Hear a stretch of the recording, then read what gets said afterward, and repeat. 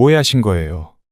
서준이 엄마가 그거 어쩌다 한 번씩, 그것도 하나씩 꺼내 먹는 거거든요. 저도 못 먹게 해요. 그래. 그래서 과자 몇 개가 네 엄마보다 중요하다는 거야? 애 보다 보면 집에 있는 것 좀 먹을 수 있는 거 아니냐? 그리고 그렇게 아까운 거면 먹지 말라고 말이라도 해야지. 설마 드실 줄 모르고. 그걸 말이라고 해. 아니, 구질구질하게 과자 때문에 이럴 것도 없고, 그 돈으로 다른 거 사 먹든지 어떻게든 구해보든지 해. 그리고 이제는 애들 맡기지 마라. 아, 엄마. 어머님, 내가 바보였지. 옛날부터 애 봐준 공은 없다고 했는데, 그 말 한 사람도 이 얘기 들으면 웃을 거다. 그게 아니고요. 아니고 바뀌고. 그동안 너희 사정 생각해서 애들 봐줬는데, 이게 다 무슨 소용인가 싶다. 어머님 일 안 하시니까 용돈벌이도 하시라고. 저희도 그래서 어머님한테 부탁드린 거예요. 용돈? 너희가 주는 돈 다 애들 입으로 들어가는 거 몰라서 그래? 정말 내가 여태 헛짓을 했구나. 내가 지금까지 내 돈벌이 하려고 애들 봐준 거야. 엄마. 서준이 엄마 말은 그게 아니고요. 허리 무너져도 너희 도와주고 내 손주 봐주는 일이라 한 건데. 적어도 고마운 마음은 있어야 하는 거 아니냐? 오늘 이야기 속 주인공은 67세 오연자 씨입니다. 그리고 그녀의 아들과 며느리에 관한 이야기입니다. 오 씨는 이제 더 이상 아들네와는 상종을 하고 싶지가 않았습니다. 손주 둘을 거의 키워주다시피 했지만 남는 건 없었습니다. 공을 알아주길 바라고 한 일은 아니었지만 이런 푸대접을 받을 줄은 몰랐습니다. 아이들 간식인 줄 알고 꺼내 먹었던 과자 하나로 며느리한테 어찌나 욕을 먹었는지 황당할 정도였습니다. 아무리 비싸봤자 과자였습니다. 그것도 아들 며느리 해외 여행 가 있는 4박 5일 동안이나 애 둘을 봐준 시어머니에게 할 행동은 아니라고 생각했습니다. 한 조각에 10,000원을 하던 10만 원을 하던 그동안 돈도 제대로 안 받고 애들을 봐줬는데 과자의 값어치를 따지는 것도 괘씸했습니다. 뭘 해줘도 고마운 줄 모르고 끊임없이 바라고 자신들 이득되는 일이라면 부모의 희생은 당연하게 생각하는 자식들. 그런 자식들을 위해 아픈 몸을 이끌고 손주들을 봐줄 이유도 없었고 재산을 물려줄 이유도 없어 보였습니다. 역시나 평생 모은 돈으로 마련해준 집을 가지고 고맙다고 생각하지도 않는 듯 보였으니 말이죠. 그렇다면 자신들이 부모로부터 얻었던 게 얼마나 가치 있던 것들이었는지 보여줄 생각이었습니다. 과연 그게 그 비싸다는 과자보다도 못한 것들이었는지 말이죠. 오 씨는 딸 하나, 아들 하나가 있었습니다.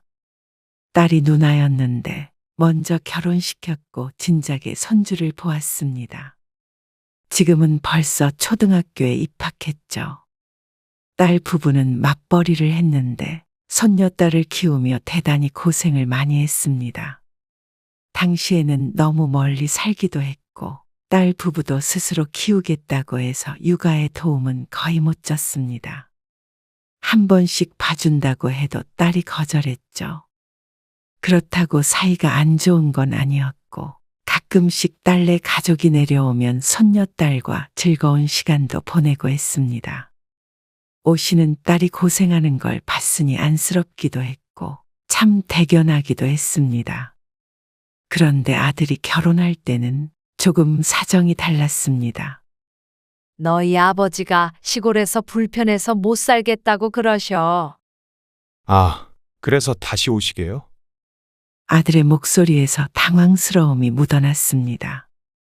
그러더니 오 씨에게 물었습니다. 그러면 이 집으로 오시는 거예요? 아니야. 오 씨는 아파트가 2채가 있었는데 하나는 세를 주고 있었고 거주하고 있던 집은 귀촌할 당시에 팔아버렸습니다. 그러다가 아들이 결혼하는 시기에 세입자가 나가서 결혼 자금을 보태는 대신에 아들네가 그 아파트에서 살게 했습니다. 다시 올라간다는 오씨 부부의 말을 들으니 다시 집을 달라고 할까봐 걱정이 되는 듯 했습니다. 네 아빠랑 작은 아파트 얻어서 가려고 해. 집 커봤자 청소만 힘들다고. 아, 그래요? 아들은 안심한 듯한 말투로 대꾸했습니다. 가까이 오시면 좋겠네요. 엄마 서준이 계속 보고 싶어 하셨잖아요. 오씨 부부는 귀촌한 지 7년 만에 다시 도시로 돌아오게 되었습니다. 아들의 말처럼 아들네와 가까운 곳이었는데 남편이 살던 동네가 좋다고 해서 그렇게 하게 되었죠. 도시에서 편하게 지내려고 했는데 애초의 계획과는 크게 어긋나기 시작했습니다. 아들네가 낳은 어린 손자 때문이었습니다. 주말에 너희 집 좀 가려는데 괜찮아? 토요일에요? 그래. 아빠가 서준이 보고 싶으시대. 네. 그러세요. 그럼 점심에 갈게. 밥 먹고 갈 테니까 차리지 말고. 알겠습니다. 올라오고 보름쯤 지났을 때였습니다. 아들네에 한번 가기로 했습니다. 오랜만에 손주도 보니 좋았죠. 아이고, 서준이 엄마 얼굴이 많이 상했다. 며느리의 얼굴이 말이 아니었습니다. 피골이 상접해 있는 모습에 혀를 찼습니다. 아무래도 종일 애랑 씨름하고 있으니까 힘든가 봐요. 그렇지. 그럼 둘 다 들어가서 눈 좀 붙여. 아니면 둘이 나가서 공원 한 바퀴라도 돌다 오던가. 그러자 아들과 며느리가 서로를 바라봤습니다. 눈치가 보이는 모양새라 오씨가 재차 권했습니다. 그럼 잠깐 산책 좀 하고 올게요. 며느리는 그래도 망설여지는지 자꾸만 오씨와 아이를 번갈아 보았습니다. 그러다가 아들 손에 이끌려 함께 나갔죠. 그리고 1시간쯤 흘렀을 때 아들 내외가 돌아왔습니다. 며느리의 표정이 아까보다는 밝아져 있었습니다. 그래서 그 뒤로도 아들이 부르면 가서 주말에 1~2시간씩 애를 봐주곤 했습니다. 일주일에 한 번이었고 아들 며느리도 그 덕에 쉬는 것 같아서 기쁜 마음으로 갔죠. 그런데 며느리는 조금 불편한 눈치였습니다. 아니면 아이를 맡기는 게 신경이 쓰이는 것 같아 보이기도 했습니다. 그래서 오씨도 점점 방문 횟수를 줄였습니다. 아들이 2번 부르면 1번만 가는 식으로 말이죠. 그러다가 손주가 돌이 채 되지 않았을 때 며느리는 회사에 복직을 하게 되었습니다. 오후에 서준이 좀 봐주세요. 오늘은 저희 좀 늦을 것 같아서요. 알았어. 어린이집 차에서 내리면 집에 데리고 있을게. 네. 끝나고 갈게요. 그때부터 시작이 되었습니다. 아들네가 오씨 부부에게 아이를 맡기는 일 말이죠. 처음엔 1~2시간 맡기는 것도 꺼리는 듯 하더니 이제는 편한 모양이었습니다. 맞벌이 하면서 애 키우려면 힘든 점이 있으니 이해를 했습니다. 하지만 가끔씩이 아니라 회사가 늦게 끝나지 않는 날에도 급한 일이나 약속이 있다며 맡기기 일쑤였습니다. 오씨 부부가 다시 이사하기 전에는 어떻게 어린 애를 키웠는지 의아할 정도였습니다. 당신 허리 괜찮아? 애 좀 내려놔. 내려놨더니 울고불고 해서. 그렇다고 그 큰 애를 등에 매달고 있어. 아이고, 내려놓긴 해야겠다. 서준이 엄마는 언제 온대? 오늘 둘 다 늦는데. 아니, 아무리 그래도 이렇게 매일 늦어? 회사 일이 바쁘대. 오씨라고 원해서 손주를 매일 데리러 가는 건 아니었습니다. 오씨가 남편보다도 허리나 관절 같은 데가 좋지 않았는데 아이를 하루에 몇 시간씩 돌보는 게 쉬울 리가 없었습니다.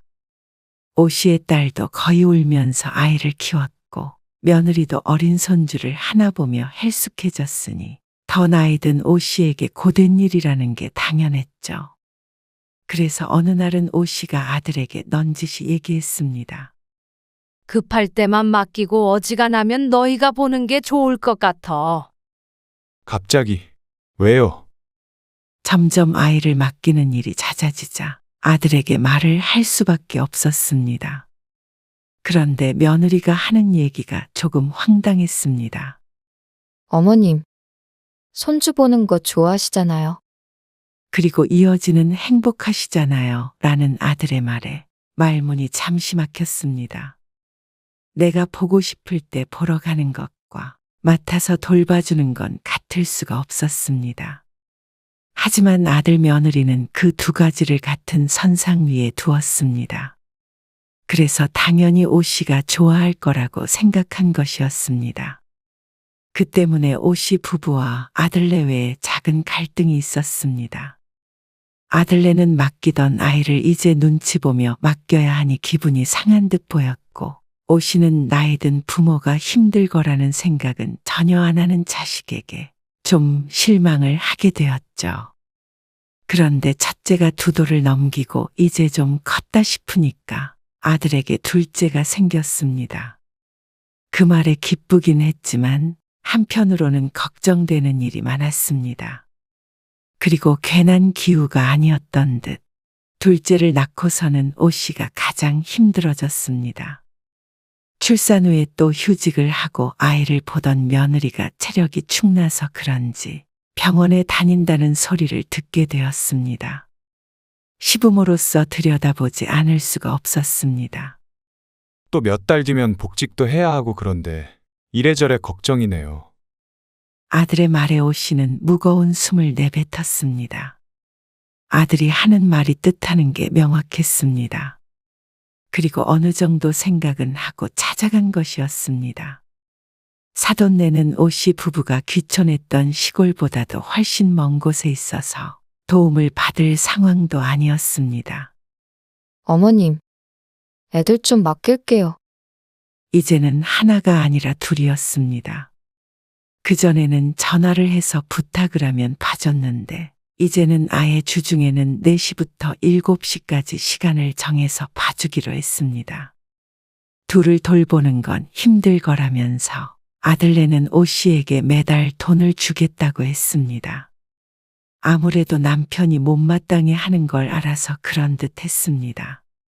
하지만 애를 봐주는 돈이라기보다는 소소한 용돈 수준이었습니다. 그리고 그나마도 애들 간식 사주는 비용으로 전부 들어갔습니다. 그런데 내 자식이 아이니까, 가까이 사니까 계속 봐주게 되었습니다. 아이들을 돌보는 게 힘들기만 한 일은 물론 아니었습니다. 순간순간의 기쁨도 있었고 말이죠. 하지만 자주 얼굴을 보는데도 불구하고 며느리와는 참 가까워지기가 어려웠습니다. 뭐가 어수선하네요. 아, 서연이가 종이를 죄다 찢어놔가지고. 치운다고 치웠는데 아직 청소기를 못 돌렸어. 퇴근해서 먼저 돌아온 며느리가 오 씨의 말에 작게 한숨을 쉬었습니다. 가까이 있지 않았다면 눈치채지 못할 만큼 작게 말이죠. 괜히 눈치가 보였습니다. 둘째까지 봐준 뒤부터는 오 씨의 집이 아니라 아들네 집에서 봐주는 게 편했는데 이렇게 며느리가 먼저 집에 올 때면 불편하기도 했습니다. 오 씨가 그렇게 생각하지 않으려고 해도 은근한 눈치가 있었습니다. 일하고 집에 왔는데 집골이 더러우면 기분이 좋지 않은 티가 났습니다. 대놓고 그런다기보다는 그냥 마주보는 사람은 알 수 있을 만큼의 변화였습니다. 그래서 아이들을 챙기다가도 며느리 퇴근 시간이 되면 부랴부랴 정리를 하곤 했죠. 어머니, 냄비는 제가 이쪽에다가 안 놓고요. 여기에다 놔요. 아, 높아서 자꾸 떨어지려고 하길래 내려놨지. 아, 제가 헷갈려서요. 그래, 알았다. 은근슬의 청소는 좀 해주길 바라면서 그렇다고 또 살림살이가 바뀌어 있으면 좋아하지 않았습니다. 애들 밥까지 챙겨줘야 할 때가 있는데 오 씨가 어느 장단에 어떻게 맞춰야 할지 몰랐습니다. 그런데 또 대놓고 뭐라고 하는 것은 아니라 그저 기분만 찜찜하고 말뿐이었습니다. 그러던 어느 날이었습니다. 먼저 퇴근해서 온 아들이 휴가 계획을 짜고 있다며 고민이라고 했습니다. 애들 다 데리고 멀리 가긴 힘들 거 아니야. 작은 아이가 아직 어려서 오래 차를 타기에도 쉽지 않을 것 같았습니다. 가까운 바다 같은 데로 4시 오붓하게 다녀오면 좋겠네. 애들 모래놀이도 하고 말이야. 오 씨가 짐을 챙기면서 대꾸했습니다. 그러자 아들은 한숨을 쉬며 말했죠. 서준이 엄마는 해외여행 가고 싶어 하는데. 해외여행 네. 동남아 같은 데로요. 멀지 않아? 비행기 한 3시간 타나? 아니요. 5시간 정도는 걸리는 것 같더라고요. 아이고, 서연이가 괜찮을까? 그러게요. 근데 신혼여행 때 가보고는 그 뒤로 한 번도 못 갔으니까요. 그래도 좀 더 크면 가야지. 뭐 너희가 괜찮다면 괜찮은 거겠지만 비행기나 호텔 안에서 아이 보살피는 게 힘들까봐 조언한 것이었는데 부모가 감당이 된다면 굳이 말릴 이유가 있나 싶기도 했습니다. 그런데 며칠 뒤에 아들 며느리 그리고 오 씨 부부가 다 같이 함께 있는 자리에서 아들이 오 씨에게 부탁을 했습니다. 엄마 아빠만 괜찮으시면 이번 휴가 때 여행은 저희끼리만 다녀오고 싶어서요. 그래.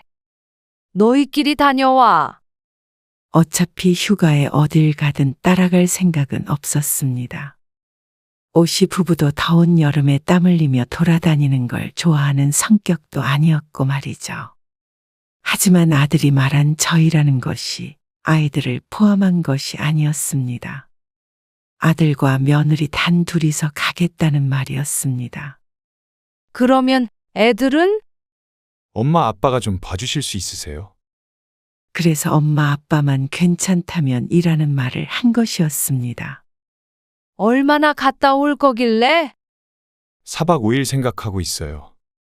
근데 그때 애들 어린이집도 방학이라. 뭐? 그러면 5일 동안은 애들을 전적으로 돌봐야 한다는 말이었습니다. 오 씨가 놀라자 아들이 서둘러 말을 덧붙였습니다. 이번만 봐주시면 다음부터는 애들 데리고 다닐게요. 서연이 때문에 비행기는 오래 못 탈 것 같아서요. 그렇다고 애들을 그렇게 오래 두고 놀러 갔다가? 오 씨 부부 모두 근심 어린 얼굴로 말했습니다. 하루 이틀도 아니고 4박 5일이 길기도 했습니다. 애들을 재우기까지 해야 하니 잠깐씩 보는 것과는 또 다른 문제였습니다. 그리고 애들이나 오 씨 부부나 서로 힘들 것 같았죠. 하지만 아들네의 간곡한 부탁에 어쩔 수 없이 고개를 끄덕여야 했습니다. 모처럼 해외여행을 간다고 들떠있는 데다가 찬물을 부어버리기가 어려웠습니다. 결국 오 씨 부부가 고개를 끄덕이자 아들네는 크게 기뻐했습니다. 그리고 아직은 기간이 남았지만 미리 비행기표를 예약해야 한다며 바빠 보였습니다. 시간이 지나 여행 날짜가 점점 다가왔습니다. 애들 여행 다녀오면 당신도 병원 좀 다녀오자. 오 씨는 몇 년 전에 디스크 수술을 했었는데 최근 들어 자주 고통을 호소하자 남편이 걱정스럽게 말했습니다. 그런데 며느리는 다른 걱정을 하고 있는 모양이었습니다. 사실 지금이 애들이 애착이 형성되는 시기라 고민이 되긴 했어요. 그런 시기에 늘 오 씨에게 아이를 맡겼는데 지금 할 걱정은 아닌 듯 했습니다. 그리고 며느리의 말이 어이가 없기도 했습니다. 한숨을 푹 쉬며 말하는데 그 고민이 며칠 동안 아이들을 봐야 하는 오 씨 부부 때문이 아니라 오로지 자기 자식들 걱정 때문이었습니다. 그렇게 아들과 며느리는 여행길에 올랐습니다. 그리고 아이들은 오 씨의 집에 맡겨졌습니다. 여보, 좀 앉아 있어. 내가 치울 테니까. 애들 씻겨야 해. 그것도 내가 할 테니까 좀 앉아 있어. 아이고, 골병 나겠네. 짐은 대충 싸놔. 내일 저녁에 온다며. 알았어. 이제는 애들 봐주는 것도 그만해. 이게 뭐야? 아이고, 알았어. 나도 안 그래도 그 생각했어. 나도 뭐 하고 있는지 모르겠다. 오씨 부부는 서로를 보며 한숨을 내쉬었습니다. 두 아이들 때문에 집은 엉망진창이었고 끼니도 제때 먹질 못했습니다. 새벽에 자꾸만 깨는 작은 아이 때문에 잠기 밝은 오씨의 남편은 눈밑이 거무스름해져 있었죠. 그리고 아들내외가 돌아오는 마지막 날, 남편이 오후에 아들네 집에 오씨와 아이들을 데려다 주었습니다. 여행 마지막 날이니 집에서 보다가 아들 며느리가 오면 오씨가 집으로 돌아올 생각이었습니다. 이따가 버스 타고 갈게.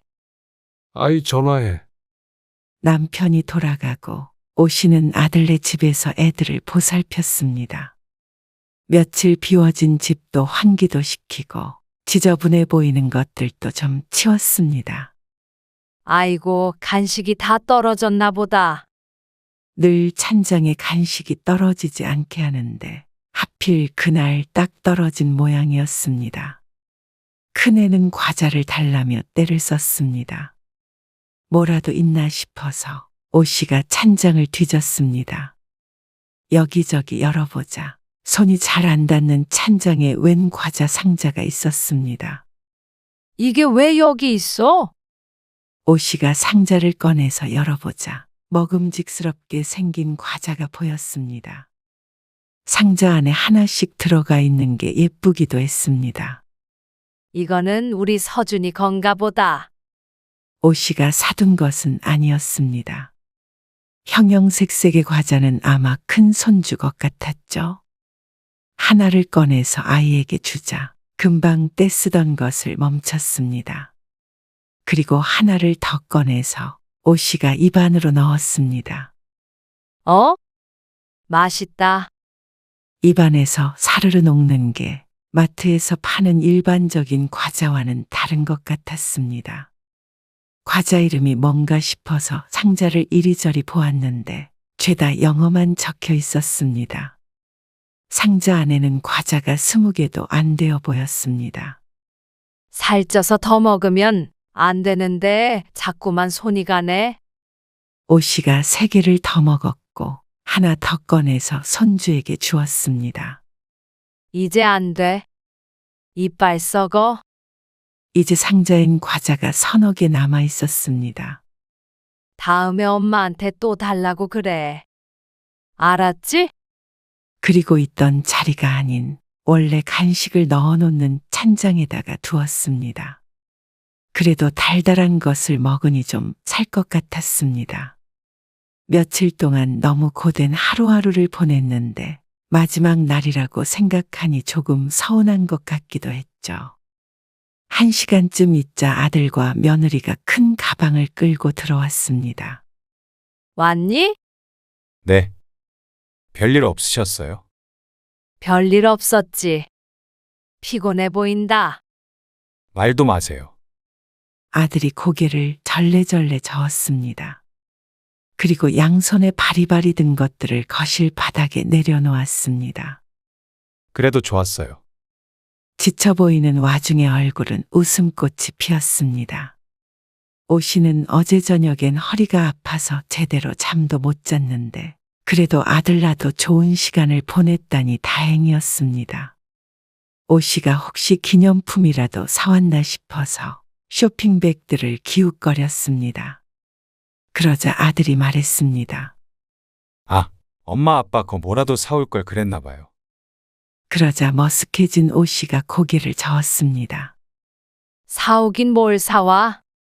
그래. 요즘에 외국 갔다 왔다고 기념품 사오는 사람이 어디 있어? 며느리가 웃으면서 하는 소리에 또다시 마음이 어지러웠습니다. 그러는 아들 며느리는 뭘 잔뜩 사온 것 같은데 말이죠. 오씨에게 선물은 수고했다는 말뿐이었습니다. 참 힘들었던 날들이 간단한 말 몇 마디로 정리가 되는구나 싶어서 서운하기도 했고 한편으로는 그런 생각을 하는 스스로가 속물같이 느껴졌습니다. 그래서 이제는 손주를 봐주는 일도 자제해야겠다고 생각했죠. 이틀 뒤에 오 씨는 병원에 있었습니다. 허리가 하도 아파서 침이라도 맞을까 싶어서였습니다. 진료 차례를 기다리고 있는데 휴대폰이 울렸습니다. 웬일인지 며느리가 전화를 건 것이었습니다. 여보세요. 네, 어머님. 저예요. 여쭤볼 게 있어서요. 뭐? 아, 애들 잘 있지? 네, 애들은 잘 있는데요. 혹시 찬장에 있던 쿠키 드셨어요? 쿠키? 네. 구석 찬장에 넣어놨던 건데 빨간색 상자에 들어있는 거요. 아, 그 과자. 며느리의 설명에 이틀 전에 먹었던 과자가 생각났습니다. 서준이랑 나눠 먹었는데 맛있더라. 그러자 며느리가 조용했습니다. 수화기 너머로 앓는 소리 같은 게 들려오는 듯도 했죠. 왜 그래? 먹으면 안 되는 거야? 서준이 간식하라고 사놓은 거 아니야? 아니에요. 빽 하고 언성을 높이는 며느리 때문에 오 씨가 깜짝 놀라서 휴대폰을 귀에서 떨어뜨렸습니다. 이거 제 거예요. 서준이 거 아니고요. 아, 그래? 너도 그런 과자 좋아하냐? 그러자 답답하다는 듯이 며느리가 말했습니다. 이거 선물 받은 거예요. 그래? 아이고, 몰랐어. 미안하다. 오 씨가 화들짝 놀라서 대답했습니다. 선물 받은 것인지 뭔지 알 수가 없었습니다. 왜 이거를 말도 없이 드셨어요? 아니, 몰랐지. 당연히 서준이 간식인 줄 알았지. 서준이 거인 줄 아셨어도요. 저희 집에 있는 거 드시려면 최소한 물어는 보셨어야죠. 그 말에 오 씨의 인상이 구겨졌습니다. 그 상황에서 과자 몇 개 집어먹는데 허락까지 맡아야 하는 건지 전혀 몰랐습니다. 빈정이 상해서 아무 말 하지 않고 있자 며느리가 말을 이었습니다. 이거 한 상자에 얼만 줄 아세요? 얼만데? 몇 개 들어있지도 않은 과자인데 비싸면 얼마나 비쌀까 싶었습니다. 이거 12만 원짜리예요. 그리고 우리나라에서는 못 사는 거고요. 12만 원이라는 소리에 깜짝 놀랐습니다. 무슨 과자가 그렇게 비싸? 그냥 과자 아니란 말이에요. 수제 쿠키인데 사고 싶다고 살 수 있는 거 아니에요. 하지만 놀란 건 놀란 거고 지금 12만 원 때문에 이렇게 따지고 드나 싶었습니다. 12만 원. 내가 주마. 며느리가 오 씨의 말에 답답하다는 듯이 대꾸했습니다. 12만 원 있어도 못 사요. 그 말에 기가 막혀서 헛웃음만 지었습니다. 며느리 겉을 먹게 돼서 미안하긴 했지만 이미 뱃속으로 들어가 버린 걸 어떻게 하라는 소린지 몰랐습니다. 돈을 주겠다고 해도 그걸로는 못 산다고 그러는데 그러면 먹은 걸 도로 뱉어내라는 소리인지 아니면 그냥 화를 내고 싶었던 것인지 몰랐습니다. 그러면 어떻게 했으면 좋겠냐? 문자로 그 과자 이름 찍어서 보내줘라. 내가 어떻게든 구해줄 테니까. 오 씨의 입에서도 말이 곱게 나오지 않았습니다. 목구멍에서 열이 올라오는 것 같았습니다. 울컥하는 심정에 며느리에게 쏘아붙이고 싶었습니다. 어떻게 며칠 동안, 아니 몇 년 동안 고생해가면서 손주를 봐준 시어머니에게 고작 과자 좀 먹었다고 이런 푸대접을 할 수 있는지 기가 막혔습니다. 그거 어머님이 구하실 수 없는 거예요. 그래, 참 미안하다. 내가 서준이 아빠 통장으로 12만 원 보내마. 쿠키인지 뭔지 먹어서 너무 미안하다. 오 씨의 말에 며느리가 입을 다물었습니다. 자신이 너무 심했나 생각하는 듯 했습니다. 제 말은 그게 아니고요. 저도 속상해서 전화드린 거예요. 돈은 보내지 마세요. 아니다. 내가 24만 원 보내마. 우리나라에서는 사지도 못하는 거라며. 그러면 보상은 제대로 해야지. 그럼 이만 끊는다. 오 씨는 화나는 마음에 며느리의 대답은 듣지도 않고 전화를 끊어버렸습니다. 그리고 곧바로 아들 계좌로 24만 원을 보내버렸습니다. 며느리는 됐다고 했지만 자존심도 상하고 오기가 생겨서 그렇게 했습니다. 그리고 이걸 마지막으로 아들네와는 절대 교류하지 않겠다고 다짐했습니다. 또 하필이면 허리가 아파서 진료를 기다리고 있는 와중에 이런 전화를 받으니 가슴에 서천불이 났습니다. 아이들 보느라 허리를 제대로 펴본 적이 없었으니 말이죠. 집에 돌아와서도 한참을 씩씩대고 있으려니 남편이 무슨 일인지 물었고 자초지종을 설명하자 남편은 당장 아들네를 호출했습니다. 아들도 돈을 받고 당황했는지 오 씨에게 전화를 했었는데 오 씨가 받지 않았었죠. 며느리는 고개를 숙이고 있었고 얘기를 들은 아들은 골치가 아프다는 듯 이마를 짚었습니다. 뭐 이런 것들이 다 있냐? 오해하신 거예요. 서준이 엄마가 그거 어쩌다 한 번씩, 그것도 하나씩 꺼내 먹는 거거든요. 저도 못 먹어요. 그래. 그래서 과자 몇 개가 네 엄마보다 중요하다는 거야? 애 보다 보면 집에 있는 것 좀 먹을 수 있는 거 아니냐? 그리고 그렇게 아까운 거면 먹지 말라고 말이라도 해야지. 설마 드실 줄 모르고. 그걸 말이라고 해. 아니, 구질구질하게 과자 때문에 이럴 것 없고, 그 돈으로 다른 거 사 먹든지 어떻게든 구해보든지 해. 그리고 이제는 애들 맡기지 마라. 아, 엄마. 어머님, 내가 바보였지. 옛날부터 애 봐준 공은 없다고 했는데, 그 말 한 사람도 이 얘기 들으면 웃을 거다. 그게 아니고요. 아니고 바뀌고.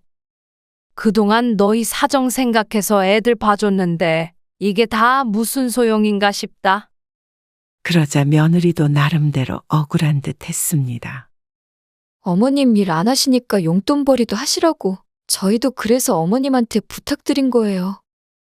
꼭 오 씨를 생각해서 애들을 맡긴 것처럼 말하는 며느리가 어처구니가 없었습니다. 용돈? 너희가 주는 돈 다 애들 입으로 들어가는 거 몰라서 그래? 정말 내가 여태 헛짓을 했구나. 내가 여태 돈벌이 하려고 애들 봐준 거야. 엄마. 서준이 엄마 말은 그게 아니고요. 허리 무너져도 너희 도와주고 내 손주 봐주는 일이라 한 건데. 적어도 고마운 마음은 있어야 하는 거 아니냐. 감사하죠, 당연히. 근데 엄마가 안 봐주시면 어떻게 해요? 네, 어머님. 그 쿠키도 제가 돈이 아까워서 그런 게 아니에요. 그렇다고 어머님 손준데 그걸로 이러시면 저희도 정말 섭섭해요. 고생은 고생대로 하고 대가는 참박했습니다.